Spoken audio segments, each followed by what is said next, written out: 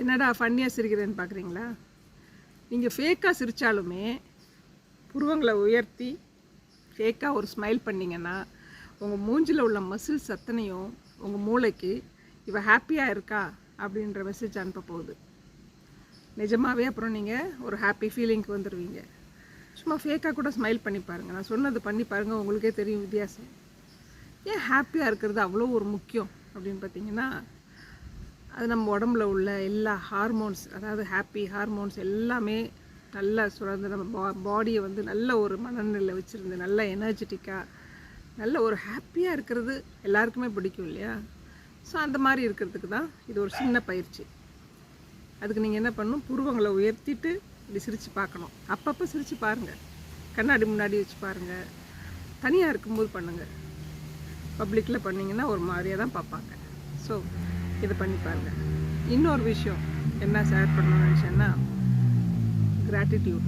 எல்லாத்துக்கும் நீங்கள் thank you thank you தேங்க்யூன்னு சொல்லி பாருங்களேன். அது உங்களுக்கு பணம் மடங்காக அடுத்தவங்க உங்களுக்கு சொல்ல ஆரம்பிச்சிடுவாங்க.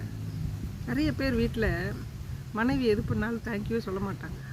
ஒரு காஃபி கொண்டு கொடுத்தா தேங்க்யூ டியர் அப்படின்னு சொல்லலாம். டியர் இல்லைன்னா கூட வெறும் தேங்க்யூ சொல்லுங்கள். ஒரு சாப்பாடு வச்சுட்டு போகிறாங்களா முன்னாடி, நன்றி அப்படின்னு சொல்லுங்கள். தண்ணி கோரி கொண்டு கொடுக்குறாங்களா, நன்றின்னு சொல்லுங்கள். அதே மாதிரி மனைவிகளும் கணவனுமார் சின்ன சின்ன ஹெல்ப் பண்ணும்பொழுது தேங்க்யூடா அப்படின்னு சொல்லுங்கள். குழந்தைங்க கிட்ட கூட தேங்க்யூ சொல்லுங்கள்.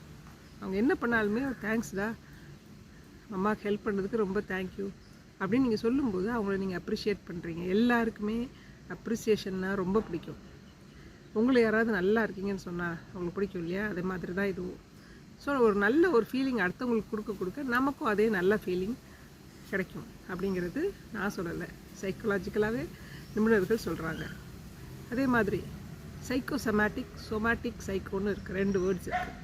சைக்கோசோமேட்டிக் அப்படின்னா என்னென்னு பார்த்தீங்கன்னா, மூளை, அதாவது மைண்டு. நம்ம மைண்டில் வந்து சில சேஞ்சஸ் பண்ணும்பொழுது நம்ம உடல்லையும் நம்ம மனநிலை எல்லாமே ஒரு சேஞ்ச் ஆகும்.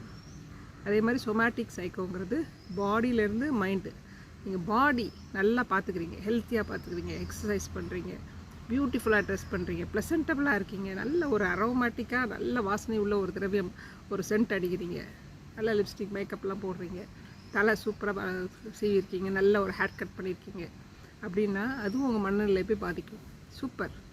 நம்மளை பற்றின இமேஜ் அந்த மைண்டில் சூப்பரான ஒரு இமேஜ் ஃபார்ம் ஆகும். நல்ல ஒரு செல்ஃப் இமேஜ் இருந்தால் தான் நம்ம வாழ்க்கையில் நல்ல ஒரு திங்ஸ், நல்ல ஒரு அபண்டன்ஸ் நம்ம வந்து அட்ராக்ட் பண்ண முடியும்.